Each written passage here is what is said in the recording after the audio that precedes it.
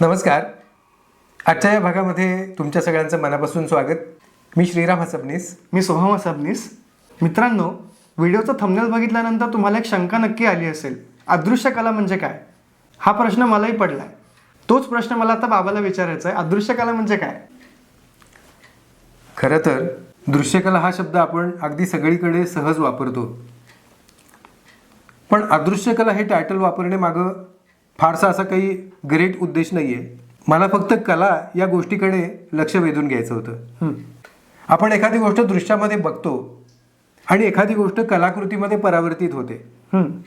याच्या दरम्यान जे काही घडतं ते अदृश्य असतं. बरोबर. जे प्रत्येकाला दिसतंच असं नाही. आणि म्हणून दिसणारं दृश्य आणि त्याच्यातून प्रेरणा घेऊन निर्माण झालेली एखादी कलाकृती, याच्यामध्ये जी न दिसणारी गोष्ट आहे तीच आहे अदृश्य कला. आता तू मला सांग, सकाळी उठल्यापासून आपण दिवसभरामध्ये अनेक दृश्य बघत असतो. त्यापैकी तुला काही सुचतील ती सांग. हां, अशा बऱ्याचशा गोष्टी आहेत. आपण उठल्या उठल्या पडदा उघडतो, बाहेरचा सूर्यप्रकाश आतमध्ये येतो, आपलं डेली रुटीन सुरू होतं. आपण घराच्या बाहेर पडतो कामासाठी, रस्त्यावर आपण बघतो वाहनं जात आहेत, लहान मुलं शाळांच्या बसेसची वाट बघत थांबली आहेत, त्यांच्याबरोबर त्यांचे पालक थांबलेत, बाहेर अनेक पक्षी उडत आहेत, दुकानं उघडायला सुरुवात झाली आहे, तेवढ्या ट्रॅफिक सुरू होतं. अशा कितीतरी गोष्टी आपल्याला दिसतात. हां, अगदी बरोबर आहे. म्हणजे आपण डोळ्यांनी बऱ्याच गोष्टी बघतो तरी, परंतु सामान्यतः ज्या गोष्टींना आपण सुंदर एखादी गोष्ट आहे असं मानतो, मग त्याच्यामध्ये एखादा सुंदर आकार असेल, सुंदर रंग असेल किंवा एखादं सुंदर टेक्स्चर असेल, जसं की आपण आकाशामध्ये उडणारे पक्षी किंवा एखादे सुंदर अटायर घातलेली एखादी व्यक्ती रस्त्याने चाललेली असेल, हो, अशाच अनेक गोष्टी आपल्याला दिसतात. बरोबर. आणि आकर्षक रंग किंवा लक्षात येणारा आकार या गोष्टींमुळे काही गोष्टींना आपण या गोष्टी सुंदर आहेत असं आपण मानतो. परंतु त्याच्या व्यतिरिक्त आणखीन बऱ्याच गोष्टी अशा आपल्या आजूबाजूला असतात की ज्यातलं सौंदर्य आपल्याला चटकन समोर येत नाही. आणि नेमकं हीच गोष्ट एखादा छायाचित्रकार किंवा एखादा चित्रकार पकडत असतो, तो क्षण पकडतो. एक्झॅक्टली. म्हणजे वर करणे एखादं दृश्य बघितल्यानंतर अगदी सर्वसामान्य वाटतं, पण तोच क्षण ज्या वेळेला एखाद्या लँडस्केपच्या स्वरूपामध्ये येतो, एखाद्या स्केचच्या स्वरूपामध्ये येतो किंवा एखादा फोटोग्राफर छानपैकी फ्रेममध्ये कंपोज करतो, तर असं दृश्य ज्या वेळेला आपण फ्रेममध्ये पाहतो त्यावेळेला आपल्याला सामान्य दिसणारं दृश्य आणि कलाकृतीमध्ये परावर्तित झालेलं दृश्य याच्यामधला फरक आपल्याला लक्षात येतो.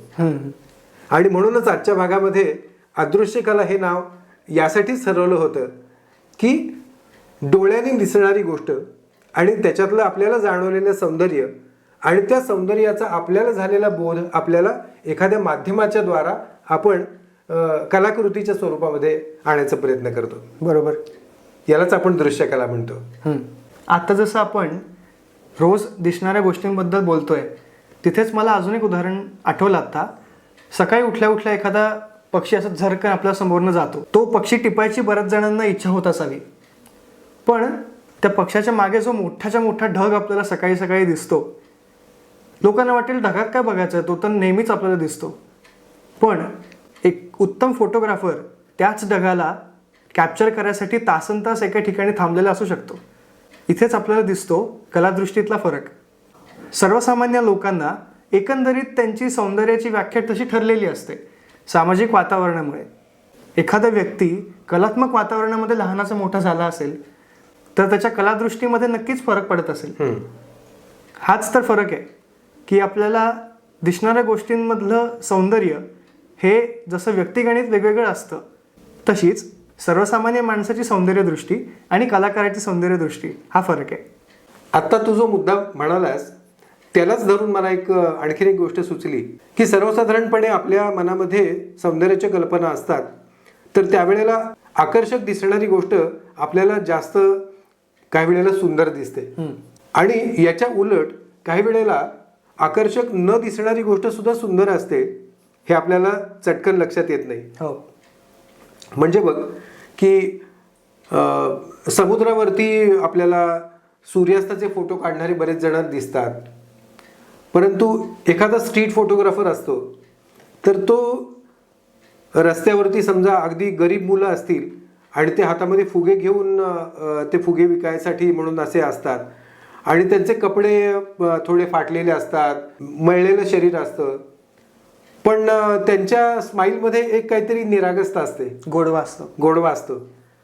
आता अशी निरागसता आपल्या फ्रेममध्ये कॅप्चर करण्याचा मोह त्या फोटोग्राफरला होतो आणि त्यावेळेला ती फ्रेम आपल्याला जास्त कलात्मक दिसते. म्हणजे वर करणी पाहता हे दृश्य फारसं असं अट्रॅक्टिव्ह नाहीये, परंतु तेच दृश्य ज्यावेळेला फ्रेममध्ये येतं आपण त्या फोटोग्राफरच्या कसबाला किंवा त्याच्या त्या कॅप्चरला आपण मनापासून दाद देतो.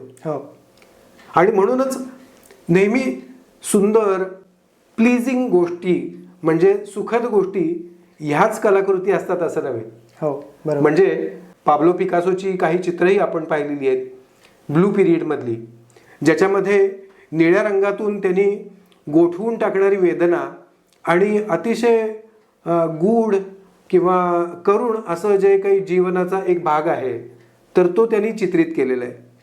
म्हणजे आपण ज्यावेळेला एखाद्या कलाकृतीचा आनंद घेतो तर त्यावेळेला केवळ प्लीजिंग थिंग्स म्हणजेच कलाकृती असं असत नाही. सुख आणि दुःख ह्या जीवनाच्या एका नाण्याच्या दोन बाजू आहेत, त्यामुळे प्रत्येकाच्या जीवनामध्ये या पाठोपाठ येत असतात. त्यामुळे आपण त्या नाकारून पुढे जाऊ शकत नाही, सगळेच क्षण आनंदाचे असत नाहीत. पण म्हणून कलाकृती हे माध्यम आपले एक्सप्रेशन्स व्यक्त करण्यासाठी आहे. आपण हे लक्षात घेतलं पाहिजे की केवळ लक्षवेधी गोष्टी म्हणजेच कलाकृती असत नाही. आणि काही वेळेला आपण असंही बघतो की एखादी गोष्ट लक्षवेधी बनण्यासाठी एखाद्याने जर ओव्हर मेकअप केला असेल तर तो सुद्धा आपल्याला किती भडक दिसू शकतो किंवा बिभत्स दिसू शकतो, किंवा बऱ्याचदा अतिशय रंगीत गोष्टी सुद्धा किती शॅबी दिसतात. म्हणजे तिथे आपलं लक्ष जातं परंतु त्या गोष्टीला आपण दाद देत नाही. उलट आपण म्हणतो हे काय रंगीबेरंगी दिसतंय किंवा जोकर सारखं दिसतंय, कारण ते सुंदर दिसायचा मुद्दाम प्रयत्न करत असतात. एक्झॅक्टली. या सगळ्या उदाहरणांवरनं मला अजून एक उदाहरण आठवतं, पु ल देशपांडेंची म्हैस. ते कथाकथन इतकं सुंदर करायचे, त्यांच्या अनोख्या शैलीमध्ये करायचे. खरं तर म्हैस हे कथाकथन ऐकल्यानंतर आपल्याला वाटतं की हे आपल्या रोजच्या जगण्याशी निगडीतच आहे. म्हणूनच सामान्य रसिकांची त्यांना दाद मिळायची, कारण म्हैस सगळ्यांनीच बघितलेली आहे, तो एसटीचा प्रवास सगळ्यांनीच केलेला आहे. पण पुलंनी त्यांच्या पद्धतीने तो सांगितला, त्यामुळे ती साहित्यकृती बनली आणि जी अजरामर झाली. हाच तर फरक आहे सौंदर्यदृष्टीचा. म्हणजे लोक दृश्य बघतात पण त्यांना ते जाणवत नाही, आणि ज्यांना ते जाणवतं आणि आपल्या कलेच्या माध्यमातून ते अभिव्यक्तीच्या स्वरूपामध्ये लोकांच्या समोर आणतात, मग ती त्या कलाकाराची, त्या लेखकाची, त्या कवीची ती एक शैली असते. आणि त्यामुळे वस्तुस्थिती किंवा वास्तव आणि त्याच्यामध्ये त्या कलाकाराचं एक योगदान या मिश्रणातून कलाकृती जन्माला येते असं वाटतं. आणि हीच तर मजा आहे की आपण ज्याला आपण म्हणतो की art is everywhere, just need eyes to see it. बरोबर. तर मित्रांनो, आजचा हा अदृश्य कला हा भाग तुम्हाला कसा वाटला हे कमेंटच्या माध्यमातून जरूर कळवा. लाईक करा, आपल्या मित्रांपर्यंत पोहोचवा. भेटूया आपण पुढच्या भागामध्ये. नमस्कार.